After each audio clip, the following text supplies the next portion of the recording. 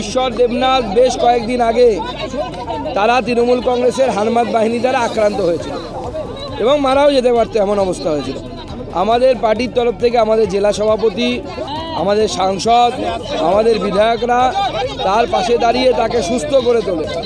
আমি তার সাথে একবার দেখা করতে দিনহাটায় যেতে চেয়েছিলাম, কিন্তু এই অপদার্থ পুলিশ প্রশাসন আমাদের দিনহাটায় দেখা করতে যাবেন। আমরা কোনো মিটিং করতে যাচ্ছি না, কোনো মিছিল করতে যাচ্ছি না, একজন আহত ব্যক্তির বাড়িতে, অসুস্থ ব্যক্তির বাড়িতে দেখা করতে যাচ্ছি।